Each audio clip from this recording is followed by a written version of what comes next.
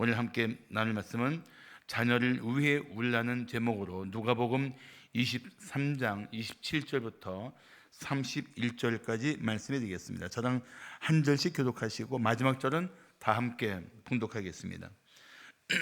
27절부터 31절까지 함께 한 절씩 교독하시고 마지막 절은 다 함께 봉독합니다. 제가 먼저 봉독하겠습니다. 또 백성과 및 그를 위하여 가슴을 치며 슬피 우는 여자의 큰 무리가 따라오는지라.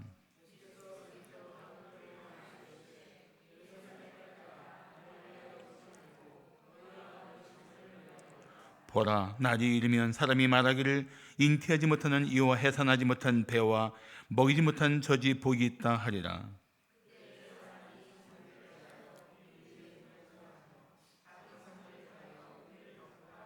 다 같이 푸른 나무에도 이같이 하거든 마른 나무에는 어떻게 드리오 하시니라. 아멘. 자, 우리 뉴스를 편집한 건데 먼저 뉴스 두 가지 뉴스를 한번 영상으로 함께 보시겠습니다. 고금리 때문에 힘든 요즘 불법 사금융 실태는 여전합니다. 그런데 청소년들에게 접근해서 공연 티켓, 게임 아이템을 대신 사주고 최고 수천 %의 고리를 뜯어내는 경우도 기승이라고 합니다. 서영민 기자가 보도합니다. 지난해 불법 사금융 신고가 12만 건이 넘은 것으로 조사됐습니다. 금융감독원이 국회 정무위원회에 제출한 자료를 보면 지난해 취약층 대출자를 대상으로 한 부당고금리, 불법 추심, 불법 영업 등 불법 사금융에 대한 신고 상담이 12만 3천여 건 접수됐습니다. 2020년 12만 8천여 건, 2021년 14만 3천여 건과 비교해 다소 줄어든 수치지만 지난 2년여 동안 금융당국과 금융회사들이 들인 대대적인 노력에 비하면 성과는 미미합니다. 가장 큰 문제는 온라인 불법 금융 광고였습니다. 차단 의뢰가 2020년 만여 건에서 지난해 1만 7천여 건으로 지속해서 늘고 있습니다. 특히 SNS를 통해 청소년에게 고금리로 사채를 빌려주는 불법 대리입금 광고가 지난해 3천 건을 넘어섰습니다. 대리입금이란 업자 등이 페이스북이나 트위터 등을 통해 콘서트 관람권, 게임 아이템 등을 사고 싶어하는 청소년을 유인해 우선 대신 입금해주는 행위입니다. 10만 원 안팎의 소액을 일주일 이내로 빌려주는데 금리는 최고 연 수천 %에 이릅니다. 청소년들까지 무분별한 고리대 영업 행위의 대상이 되고 있는 겁니다. 금감원은 범정부 차원의 대응에 나설 계획입니다. 폭행이나 협박을 수반한 불법 사금융 범죄는 먼저 수사 의뢰하고 수사당국의 업무에는 적극적으로 협조하기로 했습니다. 또 청소년 등 취약 그룹별 특성을 고려해 맞춤형 불법 추심 대응책 등을 마련하기로 했습니다. KBS 뉴스 서영민입니다. 최근 청소년들 사이에서 온라인 불법 도박이 확산하고 있습니다. 일부 학생들은 도박 자금 마련을 위해 고금리의 사채까지 손대고 있는 실정인데요. 이 때문에 범죄를 저지르거나 극단적인 선택을 하는 등 문제가 커지고 있습니다. 신주연 기자가 취재했습니다. 고등학교 1학년이던 A군은 지난해 처음 온라인 불법 도박에 손댔습니다. 돈이 필요했던 A군은 친구들은 물론 SNS에서 본 사채에까지 손을 내밀기 시작했습니다. 심각성을 눈치챈 A군의 부모가 도박 치유센터에 도움을 요청했지만 그 사이 A군은 돈을 갚으라는 압박 등을 이기지 못하고 스스로 목숨을 끊었습니다. 여기에 빠져드는 게 보여서 우리가 예방센터에도 신청을 해놓은 상태였고 빠져들어서 죽음에 이르기까지 정말 한 달이라는 시간밖에 걸리지 않았어요. 최근 성인 인증 없이 온라인 도박에 접근할 수 있게 되면서 청소년들까지 무방비로 노출되고 있습니다. 한 반의 절반 이상이 이제 도박을 하고 있다고 얘기하거든요. 그리고 불법 도박은 성인 인증이나 이런 게 필요 없고 휴대폰만 있으면 어디서든. 더욱이 도박 자금 마련을 위해 청소년들이 사기나 절도 등 범죄에 가담하거나 고금리 사채까지 빌려 쓰고 있습니다. 온라인 사채 업체들은 부모 연락처 등을 담보로 돈을 빌려준 뒤 청소년들이 제때 갚지 않으면 협박도 서슴지 않고 있습니다. 부모님 연락처, 친구들 연락, 그걸 담보로 해서 청소년을 완전히 매장을 시키는 거죠. 매장을 시키고 거기에 대한 어떤 스트레스 부분들이 청소년들이 감내하기 힘든 부분이죠.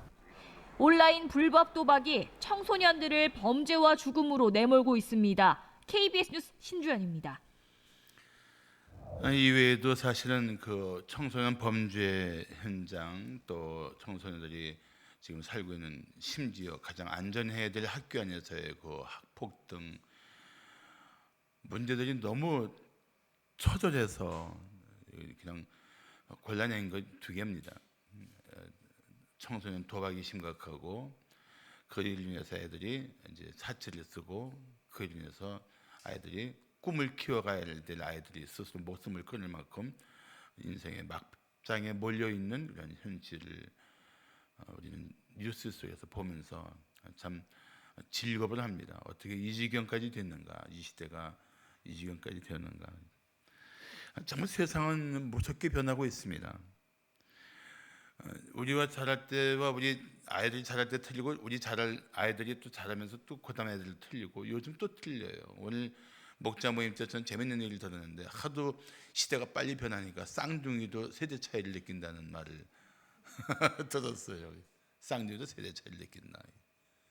그만큼 세대의 흐름이 엄청 빨라요. 전에 한번 역사학 교수한테 그런 얘기를 들은 적이 있어요. 저희는 세상의 역사의 흐름이 이렇게 완곡하게 또 이렇게 폭도 낮게 이제 변하다가 점점 이 폭도 커지고 이 선의 높낮이도 가파르게 짧아지면서 급격하게 변하는 마지막 시대에 그 흐름을 견디지 못하고 폭발할 때가 온다는 그런 역사학자의 어떤 이야기를 들은 적이 있는데, 정말 이 시대를 보면서 그런 것이 실감이 납니다. 다시 말하면 정말 세상이 변해도 너무 악하게 변하는데, 이 변화가 갈수록 심각해질 것이라는 것입니다.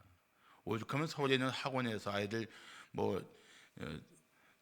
학습에 도움이 된다고 해서 마약을 주면서 아이들을 일찍이 마약으로 중독시킨 정말 상상 못한 일들이 벌어지고 있고, 또 아이들의 성범죄나 아이들 초등학교 벌써 고학년만 돼도 폭력이 성인 폭력을 능가할 정도로 잔인해지고 있는 현실입니다.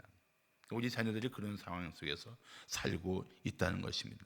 우리 못 보는 상황에서 우리 아이들이 그런 세상에 아주 거칠고 험악하고 파괴적인 상황 속에서 부모들한테 차마 말도 못하고 내몰려서 공포에 떨고 있는 현실일 수도 있다는 것입니다.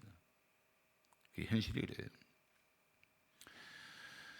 게다가 잘못된 가치관은 우리 자녀들을 끊임없이 흔들어대고 있습니다. 학교 성교육은 정말 정신교육이 아니고 순결을 지켜야 할 이유나 또 성교육을 통해서 정말 바르게 살아야 될 삶을 가르치는 것보다는 그냥 어떤 관계할 때 어떻게 하면 안전한가를 가르치고 있을 정도로 그 기본은 그 마음, 삶의 뿌리를 내리지 못한 채로 아이들에게 그냥 겉모양만 만지고 있다는 것은 참 교육의 현장도 매우 우리가 절망을 느끼게 하는 일들이 참 많습니다. 이런 시대를 살아가는 우리 자녀들을 생각하면 부모가 눈물로 기도하지 않을 수 없습니다. 정말 자녀들을 위해서 어느 때보다 깨어 기도할 때이며 울며 기도할 때이며 하나님 앞에 정말 자녀들을 돌봐달라고 몸부림쳐 부르짖을 때라는 것입니다. 그 오늘 설교 제목이 그거예요. 자녀를 위해 울라. 자녀를 위해 울라. 오늘 누가복음 23장은 본문은 이제 골고다로 십자가를 지고 하시는 그 예수님의 모습 속에서 그 무리를 지은 많은 여인들이 예수님을 보면서 눈물을 흘릴 때 예수님께서 그 여인들에게 뜻밖의 말씀하십니다. 28절에 보시면 예수께서 돌이켜 울고 있는 그 여인들을 향하여 이르시되, 그러니까 그런데 여인들이 흐느낌 소리, 울음소리를 들은 예수님께서 그냥 지나가지 않고 돌이켜서 그 고통 중에도 돌이켜서 그 울고 있는 여인들을 향하여 말씀하십니다. 뭐라고 말씀하십니까? 예루살렘의 딸들아, 나를 위하여 울지 말고 너희와 너희 자녀를 위하여 울라. 이때 이런 말씀을 하신 이유는 장차 임할 예루살렘의 비참한 파멸을 아시고 말씀하신 것입니다. 마가복음 13장 14절을 보시면은 멸망에 가능한 것이 서지 못할 것이라 선 것을 보거든 있는 자는 깨달을진저 그때 유대에 있는 자들은 산으로 도망할지어다라고 말씀하고 있는데, 이 예수님이 여인들에게 나를 위해 울지 말고 예루살렘과 너희 자녀를 위해 울라고 말씀한, 너희와 너희 자손을 위해 울라고 말씀하신 것은 AD 70년경에 로마에 의해서 예루살렘이 약 143일 동안 에워싸워서 포위당하고, 그때 로마가 예루살렘을 공략하면서 죽인 유대인 숫자가 약 50만 명이 되는 끔찍한 일이 일어납니다. 그 말 보고 말씀하신 거예요. 그래서 예수님은 오늘 누가복음 23장을 봤지만 19장 41절에서도 예루살렘을 보시면서 눈물을 흘리십니다. 가까이 오사 성을 보시며 우셨다. 예수님 우셨다는 말씀이 3번 나오는데 이때 우셨다는 말씀이 나와요. 예루살렘 성을 보시면서 장차 멸망할 성을 향한 예수님의 슬픔이 있었단 말이죠. 그러면서 오늘 29절에 보시면 보라 날이 이르면 사람이 말하기를 잉태하지 못하는 이와 해산하지 못한 배와 먹이지 못한 젖이 복이 있다 하리라. 사실 유대인들에게는 아이를 못 낳는 것은 수치였고 그것은 아주 심각한 문제였습니다. 그런데 오히려 임신하지 못하고 해산하지 못하고 젖 먹는 아이가 없는 게 복이 있다는 거예요. 그만큼 이 AD 70년에 일어나는 예루살렘 멸망 때 아이들까지 처참하게 죽어나갈 것들에 대한 그 끔찍한 상황을 예수님께서 일러 말씀하신 것입니다. 그래서 마가복음 13장 17절에도 그날에는 아이 뵌 자들과 젖 먹이는 자들에게 화가 있으리로다. 바로 그런 맥락에서 예수님은 이 말씀을 하신 거예요. 그런데 우리가 아이도 임신했고 젖 먹이기도 있고 또 장성한 아이도 있고 결혼한 자녀들도 있고 심지어 결혼한 자녀들일지라도 그 어느 자녀인들 이 시대의 거센 죄악의 흐름과 악한 사탄의 활동 속에서 안전한 생명이 그런 자녀가 하나도 없다는 거예요.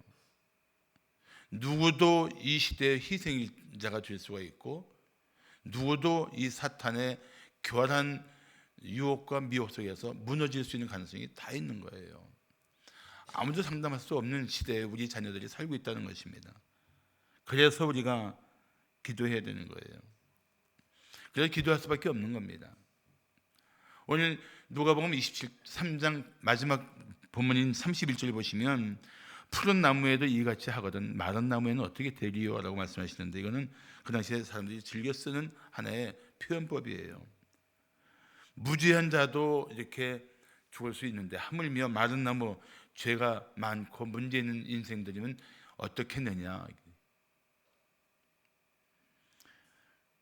그래서 이 말씀이 사실은 뭐냐면 심판의 날이 올 때 너희가 피할 수 있겠느냐. 이제 우리는 이 누가복음 23장 본문을 통해서 뭘 생각해야 되냐면은 마지막 때를 살고 있는 우리 자녀들을 위해서 어떻게 할 것인가를 생각해야 될 필요가 있다는 것입니다. 그날 예수님이 다시 오실 그날과 그때는 아무도 모르지만 하나님만 아시지만 매우 임박했다는 것은 우리가 이제 느끼고 있지 않습니까? 현실이 그런 걸 보여주고 있잖아요. 뭐 과학자들도 이 지구의 변화와 우주의 변화들을 관측하면 관측할수록 점점 그들 마음에 미래가 얼마나 끔찍한가에 대한 그런 예측들을 피할 수가 없는 거예요. 더 이상 그만큼 현실이 마지막 때를 살고 있다는 것을 우리들에게 보여주고 있고 깨닫게 하고 있는데 이런 마지막 때에 우리가 자녀들이 맞이할 하나님의 진노를 생각하지 않을 수 없다는 것입니다. 이 마지막 때 살아가는 자녀들을 우리가 어떻게 부모로서 돌볼 것인가에 대한 그런 심각한 각성과 그에 걸맞는 삶의 변화가 없을 수 없다는 것입니다. 중요한 것은 자녀를 위해 우는 것만으로는 자녀의 마음을 돌이킬 수 없어요. 저는 자녀의 마음을 돌이킬 수 있는 가장 강력한 힘은 우리가 기도할 때 성령이 역사하시면 자녀들 마음의 변화가 일어날 수 있다고 믿습니다. 할렐루야. 저는 정말 믿어요. 우리의 기도에 응답하신 하나님의 역사로 성령이 우리 자녀들 마음 가운데 함께 하시면 그 자녀의 마음과 생각들을 돌이켜주시고 깨닫게 하시고 새롭게 하시면 우리 자녀들의 변화는 가능하다고 믿습니다. 정말 저는 믿어요. 그래서 우리는 자녀를 위해 우는 것만으로 자녀의 마음을 돌이킬 수 있다는 기대보다는 또 우리가 세상적으로 자녀들을 만족시켜주고 자녀들에게 최선을 다하는 것만으로 자녀의 삶을 보장할 수 없다는 것을 인정한다면 우리는 자녀들에게 하나님의 손길, 성의의 역사를 기대해야 마땅합니다. 그래서 정말 하나님 앞에 기도하면서 성령님, 내 자녀의 마음 가운데 역사하시고 생각 가운데 역사해달라고. 우리는 할 수 없지만 하나님이 일하시면 우리 자녀의 삶에 정말 하나님의 영화롭게 하는 삶의 변화가 가능하다고 믿는다고 부르짖어 기도해야 된단 말이죠. 그런데 이 기도하면서 우리가 힘써야 할 세 가지가 있어요. 오늘 그거를 여러분과 함께 나누고자 합니다. 마지막 때에 자녀를 위해 눈물로 기도하는 부모로서 해야 할 일 세 가지. 첫 번째, 구원을 확신하는 믿음의 고백을 하게 해야 합니다. 학자들 따라서 이견은 있지만은 일반적으로 5살만 되면 그 마음에서 하나님, 예수를 믿고 구원의 고백이 가능하다고 말합니다.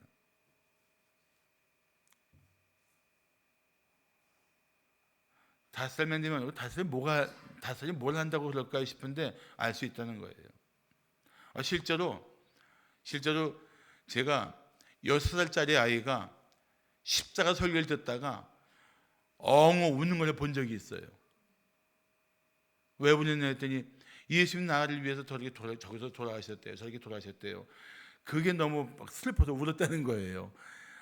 그런 인지 능력, 이해 능력이 있는 거예요, 사실은. 부모가 보기에는 마냥 어리고 손이 가야 될 아이처럼 보이지만 그런 아이들에게도 일찍이 부모를 통해서 복음을 들을 수 있는 그런 시간들이 있어야 돼요. 그리고 그렇게 예수를 믿는다고 고백해도 반복해서 계속 확인하게 해줘야 돼요. 오늘 우리 목자 모임에서 권사님 한 분이 예수를 품위 영접한 어머니지만 친정 어머니지만 수시로 어머니 예수의 보혈로 구원받은 거 아시죠? 우리 천국에서 만날 수 있어요. 그 얘기를 하시다가 문득 어머니 남은 생애가 얼마 남지 않은 것 같으니까 천국에서 만날 수 있다는 것이 기쁨이지만 이 땅에서 잠시 후면 못 볼 수 있다는 생각에 눈물을 흘리시더라고요. 자녀들 마찬가지예요. 어린아이들 어릴 때일수록 좋지만 지금이라도 늦지 않았다는 사실을 알고 반드시 복음을 듣고 이 마지막 때를 살아가는 신앙 고백을 하고 살게 해야 돼요. 디모데후서 3장 15절 보시면 바울이 자기의 제자요 또 동역자인 디모데에게 이런 말을 합니다. 어려서부터 성경을 알았나니, 디모데에게 하는 말이에요. 디모데야, 너는 어려서부터 성경을 알았잖아. 이것은 성경이 어떤 성경이냐? 성경은 능히 너로 하여금 그리스도 예수 안에 있는 믿음으로 말미암아 구원에 이르는 지혜가 있게 하느니라. 성경에는 구원에 이르는 지혜가 있단 말이에요. 하나님의 구원을 받을 수 있는 유일한 구원의 진리가 있단 말이에요. 재밌는 것은 이 디모데가 아버지는 헬라 사람이에요. 어머니와 외할머니가 유대인입니다. 그 외할머니와 어머니를 통해서 외조모 로이스와 어머니 유니게를 통해서 어려서부터 성경에서 구원에 이르는 지혜를 듣고 예수를 믿고 구원받은 그런 믿음의 자녀란 말이죠. 모든 부모에게 이런 일들에 대한 포기할 수 없는 노력이 필요한 거예요. 과연 내 자녀는 지금 예수를 믿은 구원의 확신 가운데 살고 있는가? 한번 점검해 보셔야 돼요. 그래서 할 수 있다면 정말 함께 신앙 고백을 나눠야 돼요. 엄마, 난 정말 엄마의 하나님을 나도 믿고 엄마처럼 나도 예수를 내 마음의 구주와 주님을 영접해서 나 구원받는 확신이 있어요. 그 고백을 들으란 말이죠. 또 한 번 들은 건 끝나는 게 아니고 수시로 들어요. 복음 나누다가 예수 뭐 이야기 나누다가 교회 가서 예배하고 오다가 얼마든지 들을 수 있잖아요. 찬양하다가도. 그리고 한번 저 슬쩍 얘기할 수 있잖아요. 아무개야, 너 하나님 예수를 믿는 거 확실하지? 엄마는 믿고 있지만 그다음에 다시 네 고백을 듣고 싶구나. 한번 들어보란 말이죠. 그래서 자녀들로 하여금 이 마지막 때에 구원을 확신하는 믿음의 고백을 하게 해야 합니다. 그게 나는 부모로서 매우 중요한 점검이라고 생각해요. 영적 점검. 디도서 2장 11절 12절 보시면 디도서 2장 11절 12절 이런 말씀이 나옵니다. 언제 나오냐면 곧 나올 거예요. 안 나오면 성경을 찾아보면 됩니다. 자, 모든 사람에게 구원을 주시는 하나님의 은혜가 나타나 12절 보시면 우리를 양육하시되 경건하지 않은 것과 이 세상 정욕을 다 버리고, 우리 버릴 게 있어요. 예수를 믿고 은혜를 받으면, 구원의 은혜를 받으면 뭘 버려요? 경건하지 않은 것, 세상 정욕을 다 버려야 돼요. 근데 이 버린다는 얘기가 어떤 뜻이냐면은 계속해서 버리는 거예요. 수시로 버리는 거예요. 때마다 버리는 거예요. 그리고 어떻게 살아요? 신중함과 의로움과 경건함으로 이 세상에서 살도록 계속 구원의 확신이라는 그 믿음의 고백에 그 반석 위에 아이들이 영적인 집을 지어가도록 도와줘야 돼요. 그래서 교회도 미취학부, 어린이부, 청소년부는 수시로 복음을 전해야 되고, 그리고 수시로 부모들은 그 구원의 고백을 나누면서 함께 기뻐하고 우리를 구원하신 하나님께 영광 돌리자, 우리를 구원하신 하나님을 찬양하자, 우리 가정을 구원해 주신 하나님의 은혜에 감사하자, 이런 그런 권한을 계속 해야 돼요. 그걸 놓치지 마세요. 아이들이 어릴수록 좋습니다.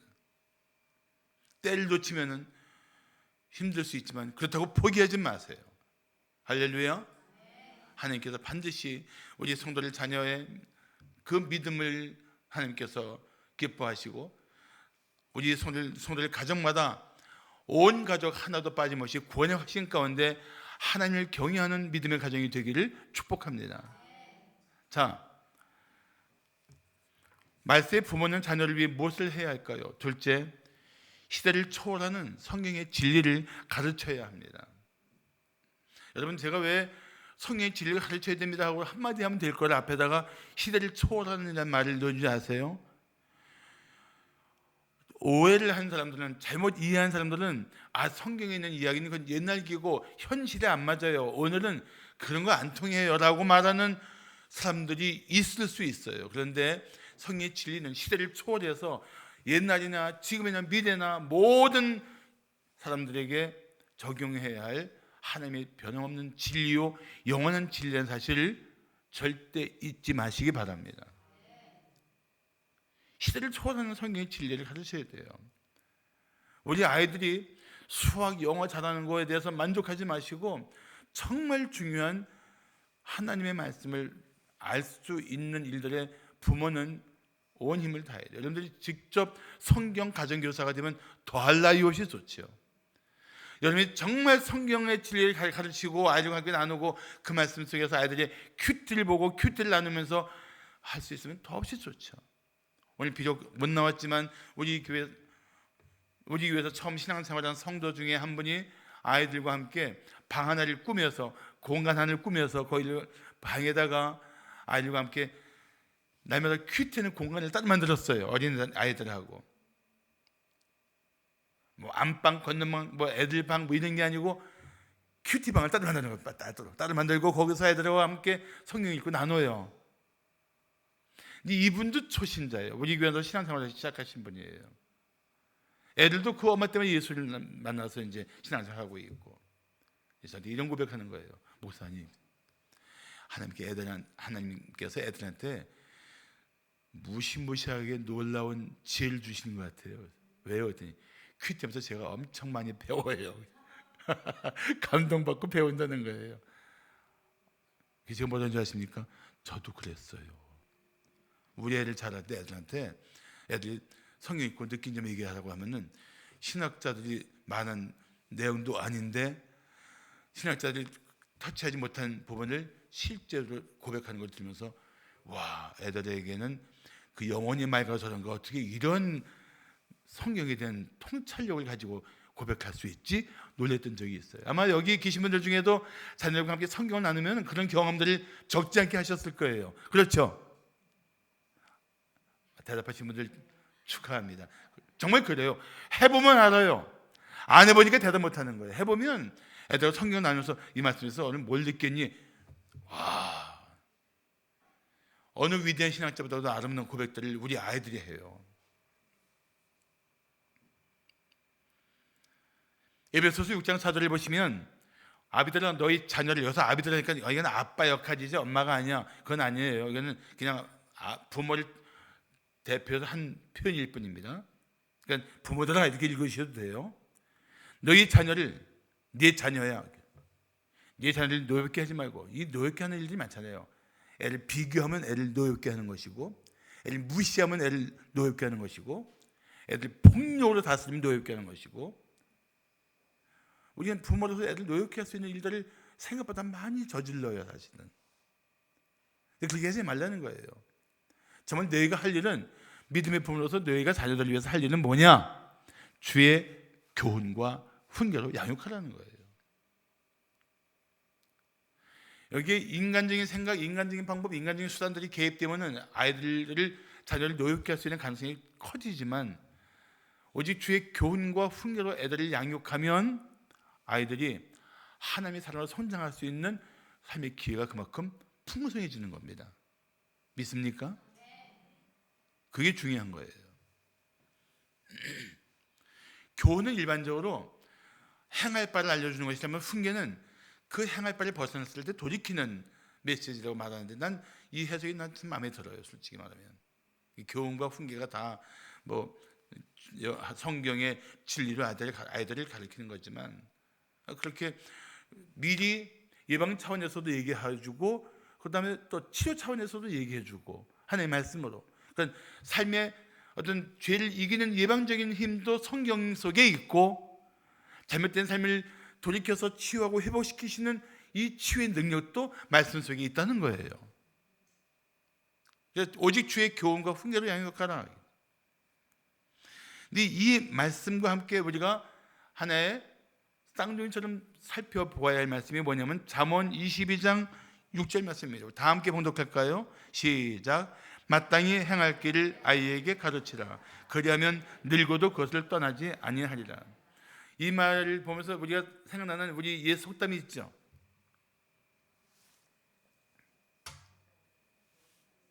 그렇죠? 3살 버릇 80까지 간다. 80. 3살 80 맞아요? 근데 이거는 저는 아이들 키우면서 2가지를 생각했습니다. 3살 버릇 80까지 간다는 얘기는 3살 때까지 아이들의 인성을 잘 준비시키면 그것이 하나의 라이프 스타일이 되어서 오히려 전생애를 관통할 수 있다는 것이 되기도 하고, 정말 어려서 받은 교육이 그 아이의 마음에 새겨진 메시지가 되어서 그 영향을 평생 받는다는 얘기예요. 그래서 오히려 학교 교육도 중요하고 교회 교육도 중요하지만 사실 가장 우리가 정성을 들여서 해야 할 가장 중요한 교육은 아이들이 취학 전에 가정에서 이루어지는 신앙 교육이 난 제일 중요하다고 생각합니다. 어떡하지? 우리 애들 다 자랐는데 이제 다 초등학교도 뭐 고학년이고 중학교 고등학교인데 그건 이제는 놓쳤지만, 그런데 성경이 가지고 있는 이 놀라운 한 영혼을 꿰뚫는 이 능력이 아이들에게만 있는 게 아니고 어른들에도 여전히 존재한다는 거예요. 3주 전에 우리 교회 2주 전이군요. 한 분이 와서 등록을 했어요. 등록하는 현장에서 박필자 권사님이 저한테 갑자기 목사님 복음을 전해주세요라는 거예요. 그래서 바로 복음을 전했죠. 이게 하나님의 뜻이다 생각하고 바로 복음을 전했어요. 복음을 전하고 영접 기도를 이제 따라하게 하는데 하다가 많은 거예요. 울기 시작하는 거예요. 자신의 죄를 깨닫고 예수를 영접하는 그 마음에 그냥 감동과 함께 막 눈물을 흘리는 거예요. 그래서 제가 우리 박 권사님들이 계신 자리에서 제가 마저 기도를 해주고 오늘 자매님은 예수 믿고 구원받으신 분입니다. 하나님의 자녀입니다고 선포를 해준 일이 있었어요. 2주 전에 그날 복음을 듣는 거예요. 그런데 권사님 60 되셨죠 그분? 67이요? 61. 그런데 지난 수요일 날 이제 수요 예배 나왔어요. 왜 나오셨냐고 묻는 건 웃기지만 예배하고 싶어 나왔대요. 그런데 그분이 예수를 영접하고 나서 이제 초신자예요. 이제 2주 지난 분인데 뭐라 말씀하시냐면은 목사님 제가 1순위에 생겼습니다. 1순위 뭔데요? 했더니 주 앞으로 주님 앞으로. 이게 초신자가 할 얘기입니까? 초신자가 제 삶에 이제 1순위가 생겼습니다. 뭐예요? 그랬더니 주님 앞으로 제 삶을 주님 앞으로 가까이 나오겠다는 거예요. 세상에 저도요 많은 우리 성도님들 만날 수 있는 기회가 있었지만 저 그날 얼마나 감동을 크게 받았는지 저녁을 2배를 먹었어요. 와, 정말 하나님이 역사하시면 이런 일이 얼마든지 가능하구나. 할렐루야. 하나님이 일하시면 죽어가던 영혼도 예수 붙들고 마지막 숨을 쉴 수 있겠구나. 할렐루야. 이용기 집사님, 아멘? 아멘. 아버님 때문에 얼마나 눈물을 기도하는지 몰라요. 아버님 병 이겨내는 것뿐 아니라 이번 기회에 예수 믿게 해달라고 얼마나 눈물을 기도하는지 몰라요. 새벽에. 저는 그래서 성령이 역사하고 하나님 말씀이 그 마음에 살아서 움직이면 변하지 않을 사람 없다고 저는 믿습니다. 제 목회 현장에는 그 믿음이 있어요. 누구든지 예수를 제대로 만나면 반드시 변한다. 저는 그 믿음이 있어요. 저 그거 하나 갖고 목회할 이유가 있다고 생각하는 사람이에요.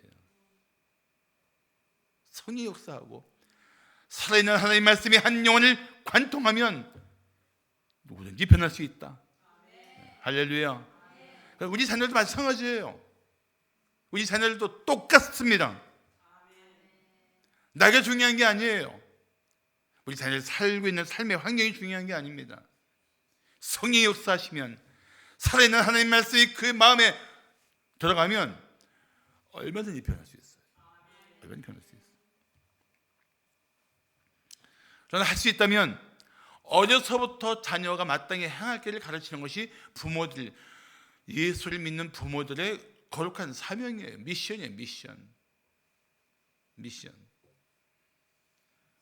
그래서 마땅히 행할 길을 가르쳐야 돼요. 마땅히 할 길은 뭡니까? 그거는 당연히 가야 할 길로 가게 하는 거예요. 당연히 가야 할 길을 우리가 어디서 발견할 수 있습니까? 하나님 말씀에서 발견할 수 있어요. 우리 세상 사람들은, 일반 세상 사람들은 당연히 가야 할 길이 어딘지 몰라요. 그러니까 여기를 갔다가 아닌가 봐 하고 또 다른 데 가보고 거기서도 여기 아니었구나 하고 돌이키고 우왕좌왕 방황하다가 인생을 끝낼 수 있는 가능성이 굉장히 많아요. 그런데 내가 곧 길이야, 내가 진리야, 내가 생명이야, 생명이 영생이에요, 내가 영원한 생명이야 라고 말씀하신 예수를 인격적으로 만나는 사람이라면 가야 할 길을 걷게 되는 거예요. 믿습니까? 진리를 따라 사는 거예요. 믿습니까? 영생의 삶을 살게 되는 거예요. 그 예수를 만났냐가 중요한 거예요. 어떤 학자는 잠언 22장 6절에 이렇게 설명합니다. 그 아이를 그 특성에 맞게 가르쳐라. 난 이 사람의 이 통찰로 또 난 마음에 든 게, 내가 원하는 아이를 만들려고 하지 말고 하나님이 계획하신 자녀를 키워라, 이런 뜻이에요. 내가 공부 못했으니까 너 공부를 잘해야 돼, 내가 가난했으니까 넌 부자가 돼야 돼, 이런 식의 자녀에 대한 목적을 두는 게 아니고, 내 가슴에 품게 하신 이 자녀를 어떻게 하면 하나님이 기대하시고 하나님이 원하시고 하나님이 계획하신 자녀를 키울 것인가, 거기에 부모들로서의 하나님과의 동력이 있어야 되는 거예요. 믿습니까? 우리 부모로서 자녀를 키우는 하나님의 동역자예요. 그 잊지 말아야 돼요. 동역자예요, 동역자.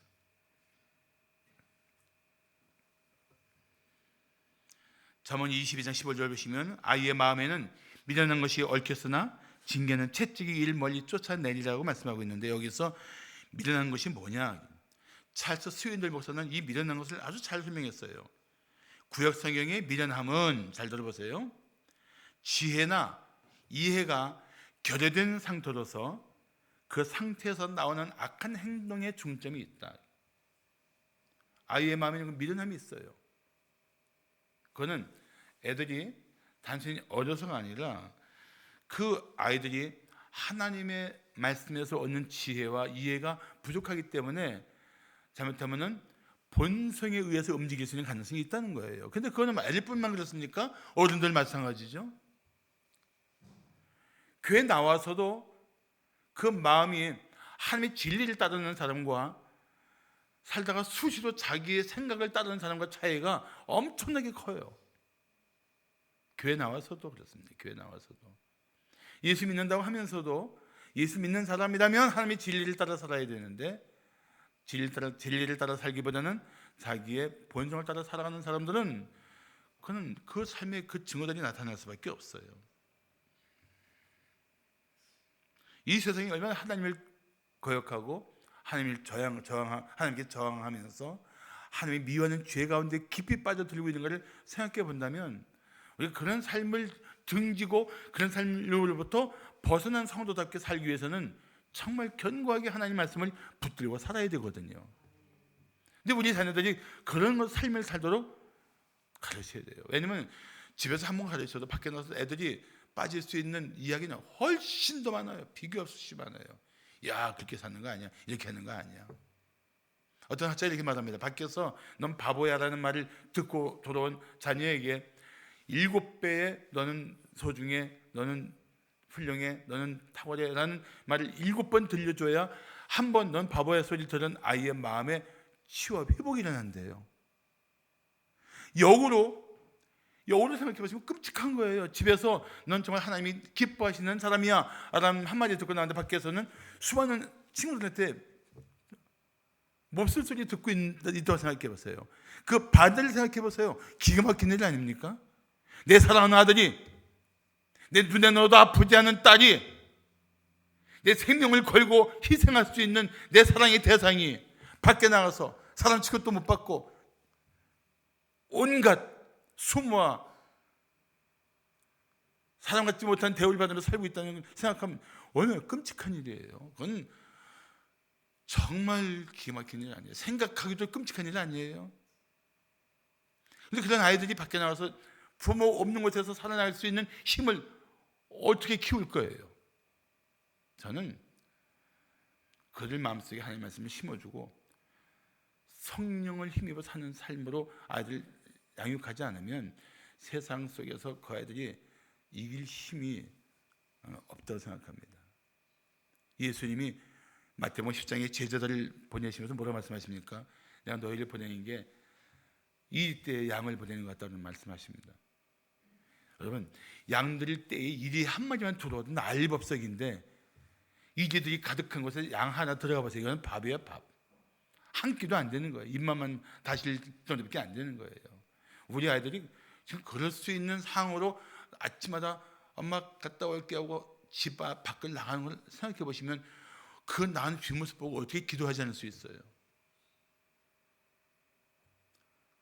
돌아온 아이를 붙들고 대뜸 끌어안고 하나님 감사합니다. 우리 사랑하는 아무개 오늘 하루 잘 지켜주셔서 오늘 이렇게 예쁜 모습으로 집에 돌아오게 해주셔서 감사합니다. 하나님 오늘도 함께 해주신 우리 하나님 감사합니다. 아이의 마음속에 하나님께서 오늘 집에 돌아온 순간 평안을 주시고 위로를 주시고 안식을 주셔서 다시 세상을 이길 수 있는 새로운 힘으로 이 한밤 평안을 누리게 해주세요. 붙들고 기도해 줘야 될 기도자가 부모란 말이죠. 부모. 기대요, 안 기대요? 해야 되는 거야. 할 수 없어요. 애들이 상처투성이 돼서 너덜너덜하고 들어오는 그 마음들을 집에서 감싸줘야죠. 외부 상처에 민감하면서 내적인 아이들의 마음들에 대해서 우리가 무심하면 애들 나중에 막바지 몰려서 부모도 인식 못하고 이해 생각 못하고 그냥 난 혼자야 끝이야 하고 어린아이들이 그 뭘 안다고 그 어린아이들이 꿈을 꿔야 할 아이들이 스스로 목숨을 끊냐 말이죠. 저 뉴스에 나오는 것처럼 어떻게 그럴 수 있냐 말이죠.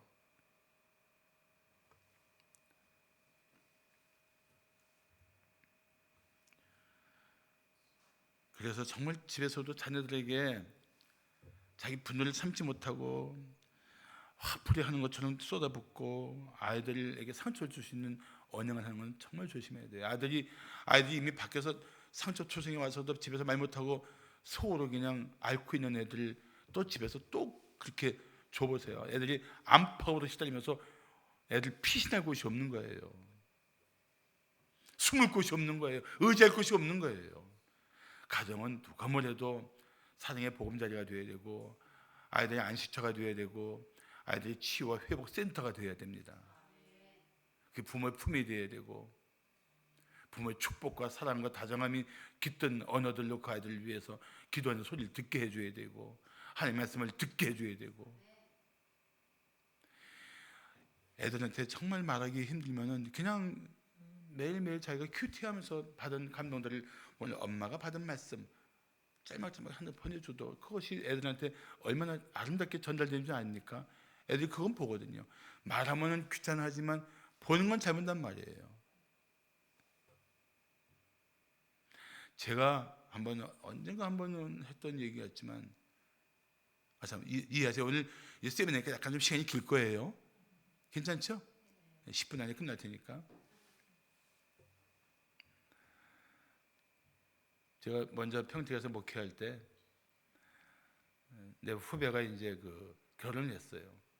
결혼해갖고 이제 그 집에 이제 결혼했는데 어머니 보내주신 그릇이 따라서 이제 한번 구경 갔어요. 아내랑 같이. 그래서 깜짝 놀란 게 그릇을 수십 개를 보내는데 그릇 하나하나마다 엄마가 친필로 쓴 성경 구절이 있는 거예요. 하나 끓이면 성경 구절 하나 나오고 하나 끓이면 성경 구절 하나 나오고 한 30몇 개의 성경 구절을 딱 모아놓더니 그 신부가 씹어주면서 엄마가 나한테 주고 싶었던 말씀들인가 봐요. 이야, 이제 그 후배는 지금 이제 의정부에 있는 교회 장로되고 부인은 이제 권사됐는데 걔는 딸 둘만 키우는데 걔는 물었어요. 얼마 전에 만나갖고 저 딸 위해서 뭘 하냐 했더니 제가 뭐 할 게 뭐 있겠어요. 그냥 기도하면서 매일 성경 구절을 하나씩 줘요. 엄마한테 받았던 거 나누고 있어요. 사랑하는 우리 기혼지구촌 가족 여러분, 어떤 방법으로든 애들이 말씀을 듣게 하시고 보게 하세요. 읽게 하세요. 할렐루야. 하셔야 돼요. 그렇지 않으면은 밖에서 애들이 심정이 너덜너덜 들어왔다가 집에서 또 큰 상처를 받습니다. 잠언 19장 18절을 말씀하기를 내가 내 아들에게 희망이 있은즉 그를 징계하되 죽일 마음은 두지 말지니라. 요즘 자기 애들 죽이는 아주 인간 같지 않은 인간들을 보면서 화가 날 망정 죽일 마음 두지 않는 것, 그게 부모고 그 당연히 그래야 되는 거고 차라리 너를 위해 내가 죽지, 그게 부모 마음 아니에요? 그래서 애들이 이 훈육과 학대가 경계선이 없기 때문에 애들은 부모는 훈육했다고 생각하는데 애들은 학대로 받아들일 수 있는 가능성이 가정에서 있을까요? 없을까요? 있어요. 그러니까 만약에 정말 화가 나면 차라리 그 순간 기도하세요. 마음으로 기도하세요. 아니면 너 잠깐 여기 있어. 엄마 좀 밖에 나갔다 오게 하고 밖에 하면서 공기 쐬면서 좀 진정하고 돌아와 보시면 3분만 참으면 얼마든지 진정하고 정리된 마음으로 다시 작은 조곤조곤 얘기할 수 있어요. 자, 마지막으로 말세의 부모는 자녀를 위해 무엇을 해야 할까요? 셋째, 재림을 준비하는 삶의 태도를 가르쳐야 합니다. 애들한테 예수님 오실 때가 가까웠다. 종말 의식을 가지고 종말론적 삶을 살게 하는 부모가 지혜로운 부모예요. 마태복음 24장 41절부터 44절을 보시면 그러므로 깨어 있어라. 어느 날에 너희 주가 임할는지 너희가 알지 못함이니라. 너희도 아는 바니 만일 집주인이 도둑이 어느 시각에 올 줄을 알았더라면 깨어있어 그 집을 뚫지 못하게 하였으리라. 44절 다 같이 시작. 이러므로 너희도 준비하고 있어라. 생각하지 않은 때에 인자가 오리라. 이 너희 속에 우리 자녀도 포함이 되는 겁니다. 또 창세기 19장 14절 보시면 재밌는 게 있어요. 아브라함이 뭘 알았어요? 소돔과 고모라가 멸망할 걸 알았어요. 롯을 건지려고 하는데 롯이 나가서 자기 두 딸이 있어요. 그 두 딸들과 결혼한 사위들에게 말합니다. 여호와께서 이 성을 멸하실 터이니 너희는 일어나 이곳에서 떠나라. 그런데 그의 사위들이 어떻게 여겼어요? 농담. 농담을 여겼어요. 왜 이런 일이 있을까요? 롯이 두 딸과 사위들에 대한 영적 영향력, 그의 영적인 메시지가 하나님의 말씀이라는 권위 안에 있는 이런 영적 영향력을 잃어버린 상태였던 겁니다. 그러니까 어떻게 돼요? 그 두 딸들은 소돔과 고모라의 삶의 방식에 깊이 젖어 있었고 사위들은 더더욱이 빠져 있었고, 이게 지금 마지막 때에 살고 있는 우리 자녀들과 다를 바가 없어요. 자녀들에게 예수님 곧 오실 거야, 예수님 영광 중에 오실 때 그분을 맞이할 준비된 삶을 살아야 되면 애들이 뭐라 할까요? 뭐라 할 것 같아요? 에이 엄마 예수님 오시긴 뭐와, 엄마 잘못 알고 있는 거야. 그거 교회 사는 얘기지. 안 오실 거야. 뭐 이런 식으로 많이 말한다면 그건 기절할 노릇이죠. 우리 성도 중에 그런 분이 없겠지만 말하자면 그런 거예요. 정말 우리 아이들이 부모와 동일하게 다시 오실 예수를 맞이할 준비된 삶을 살아가는 그런 삶의 동행이 된다면 나는 아이들이 세상을 이길 수 있는 힘을 갖게 될 줄로 믿습니다. 디도서 2장 13절 14절 보시면 복스러운 소망과 우리의 크신 하나님 구주 예수 그리스도의 영광이 나타나심을 기다리게 하셨으니, 자 소망이 있어요. 우리에게 예수님 다시 오실 거야. 그 영광을 기다리겠어요. 그러니까 어떤 일이 생깁니까? 14절에 그가 우리를 대신하여 자신을 주시면 모든 불법에서 우리를 속량하시고 우리를 깨끗하게 하사 선한 일을 열심히 하는 자기 백성이 되게 하려 하십니다. 이런 소망 가운데 우리는 선한 일을 열심히 하는 자기 백성, 하나님 백성다운 삶을 추구하게 되는 거예요. 그래서 정말 나는 우리 자녀들과 함께 가정에서 같이 기도하고, 가정 예배가 만약에 어려우면 그냥 큐티라도 하고, 큐티도 만약에 어려우면은 아이들한테 아침에 오늘의 말씀이야 하고 간단하게 성경 구절을 줘도 좋고 카드로 보내도 좋고, 그래서 엄마의 사랑과 간절함이 담긴 메시지를 계속 전해주면서 아이들이 이 마지막 때를 선한 일을 열심히 하는 하나님 백성답게 살도록 훈련시켜야 돼요. 이 일에 시간이 없다거나 바쁘다거나 하는 것들은 다 핑계입니다. 여기 이제 다시 마음을 정하고 이 일에 우리가 삶의 우선순위를 두고 내 자녀만큼은 정말 믿음의 사람으로 키울 수 있도록 주님 도와주시옵소서. 주님 의지해서 매달려야 돼요. 제가 마지막 한 이야기를 하겠습니다. 어느 아버지가 있었습니다. 어릴 적에 아버지가 하는 말이 늘 지겨웠어요. 아버지가 늘 이랬거든요. 아들아, 하나님을 붙잡으면 다 붙잡은 것이고 하나님을 놓치면 다 놓친 것이다. 그런데 이 아버지는 워낙 자랄 때 가난하게 자라갖고 자기 마음속에 내 자식들만큼 좀 잘해주고 싶었던 거예요. 잘 살게 하고 싶었던 거예요. 그래서 악착같이 돈을 벌고 그 열심히 노력해서 애를 좋은 대학에 보내고 결혼도 시키고 그랬어요. 뭐 애들 다 잘 사는 것 같고 마음이 평안하고 그러니까 내가 할 만큼 했다고 생각했던 건데 어느 날 병원에 갔더니 암이 발견된 거예요. 그제서야 이 사람 마음속에 그 돌아가신 아버지가 하셨던 말씀이 퍽 떠오르는 거예요.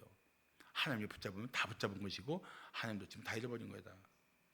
그 생각이 떠올라갖고 야, 내가 붙잡은 게 있는 줄 알았더니 아무것도 없는 거예요. 그나마도 위로가 되는 게 누굽니까? 자식들인 거예요. 자식들한테 이제 다시 한번 강조해야 되겠구나. 이게 내가 헛된 것을 붙들고 살았구나. 내 인생이 죽음을 앞두고 보니까 허망하구나. 그래서 이제 전화를 했습니다. 아들에게. 먼저 큰아들에게 전화했어요. 아들아, 내가 내 마음속에 꼭 전해주고 싶은 한마디가 있단다. 하나님을 붙잡으면 다 붙잡은 것이고 하나님도 지금 다 놓친 거야. 그랬더니 아들이 아버지가 모르는 사이 교회에서 안 나가고 있었던 거예요. 신앙생활 안 했던 거예요. 아들이 이렇게 전화로 퉁명스럽게 말하더랍니다. 아버지, 그런 말씀 하시려면 전화하지 마세요. 그 순간 이 사람은 자신이 잃어버린 것이 자식에 대한 신앙까지도 잃어버리고 자식들도 잃어버렸다는 생각에 완전히 자기는 화살았다는 그런 고통스러운 감정에 빠져들었다고 합니다. 그럴 수 있는 거예요. 그리고 아무리 잘해서 잘 벌어서 잘 먹이고 잘 가르치고 애를 뭐 잘 사는 것 같아도 그 아이들이 하나님 중심으로 하나님을 경외하는 그 믿음으로 살지 않으면 우리는 자녀 양육에 실패했다고 말할 수밖에 없는 거예요. 사랑하는 성도 여러분, 그러나 우리가 기도할 수 있다면 아직 낙심할 때가 아닙니다. 아멘. 절대 낙심하지 마세요. 우리가 기도할 수 있는 한 우리 자녀에게 소망이 있는 줄로 믿습니다. 그래서 자녀들이 지금 어려서 우리 흔히 그런 말 하잖아요. 슬하의 자식. 슬하의 자식이 뭡니까? 슬자가 무릎 슬자예요. 슬하, 물 밑에서 기어다니는 애들. 그때부터 하면 좋지만 뭐 그 이상이 되었다 할지라도 지금부터라도 아이 자녀들을 위해서 기도하는 부모가 되고 평생 기도하는 부모가 되고 자식들을 위해서 생명 걸고 기도하는 부모가 되기를 축복합니다.